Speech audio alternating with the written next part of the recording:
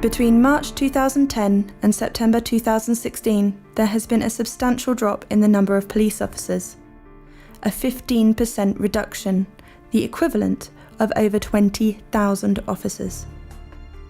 This substantial reduction in numbers has long been a focus for the Police Federation, as we believe it to be having an impact on what officers are able to deliver, given the demands they face. But to push for any kind of change, we needed robust evidence of the pressures that officers are under and the state of their health and well-being. Our welfare survey is that evidence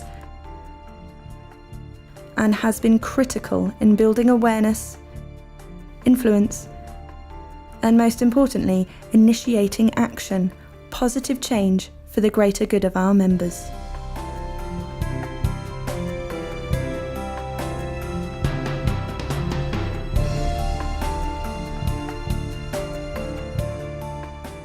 You may remember that at last year's conference, we shared some of the initial results. We revealed that there was a widespread perception of high demand and insufficient capacity, with 66% of respondents indicating that their workload was too high, an increase on the rate from the 2014 and 2015 PFEW workforce surveys, and also higher than that reported by the UK Armed Forces personnel. The majority of respondents also said that they did not have enough time for proactive policing, and nor did they have enough time to do their job to a standard of which they could be proud.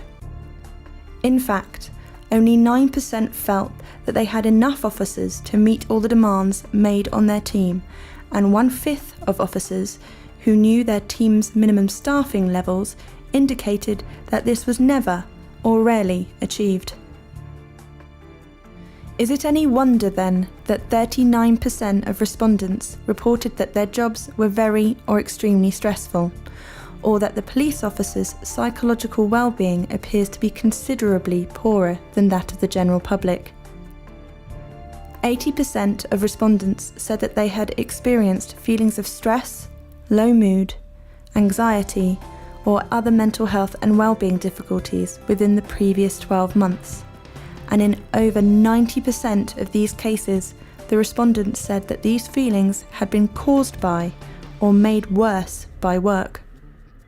But these aren't just numbers, they represent real people, our members, what they experience and how they feel. I just feel despair really at the amount of change, volume of change, and general lack of morale within the workplace. It just makes coming to work a pretty miserable experience at the moment. We were seriously under-resourced. I couldn't cope with the workload and my anxiety symptoms escalated. Lack of sleep, loss of short-term memory, disorientation and unable to focus. I managed this for a while with self-management techniques. However, after a couple of bad weeks, I started to twitch, shake and my sleep pattern was down to 2 to 3 hours per night. I went sick for about 8 weeks before I felt well enough to reintegrate back into work.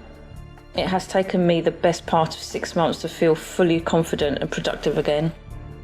I've had anxiety for 5 years and depression on and off since I was a teenager. The high stress and workload at work definitely made me feel worse because I felt like I wasn't good enough to cope with the high demands put on me. I've since realised it's not because I can't cope, it's because too much is asked of us realistically. More recent analysis of the data has also provided statistical evidence that demand, capacity and officer well-being are linked. Officers who reported frequently having unachievable deadlines, 29% of the sample, or high workloads, 66% of the sample, were more likely to report never or rarely feeling relaxed over the previous 2 weeks. Officers who said that they frequently had unrealistic time pressures, which was 35% of our respondents, were more than 6 times more likely to report low morale, and more than 5 times more likely to report poor overall mental well-being and fatigue that interferes with their work duties. Officers who did not have enough time to do their job to a standard that they could be proud of, 58% of our sample, were almost 8 times more likely to report low morale, nearly 6 times more likely to report poor overall mental well-being, and were 5 times more likely to experience fatigue that interferes with work duties.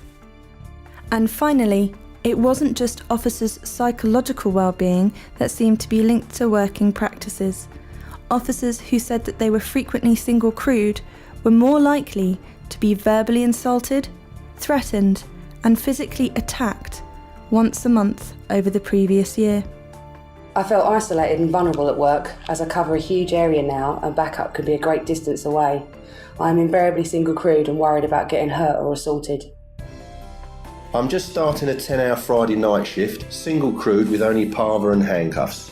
I'll be 30 plus minutes by car from my nearest backup, and in the few hundred square miles my patch covers, I have a nightclub that could have 300 people spilling out of it come 3 AM, plus many rural areas that are prone to burglaries, so I'm meant to stop any car I see.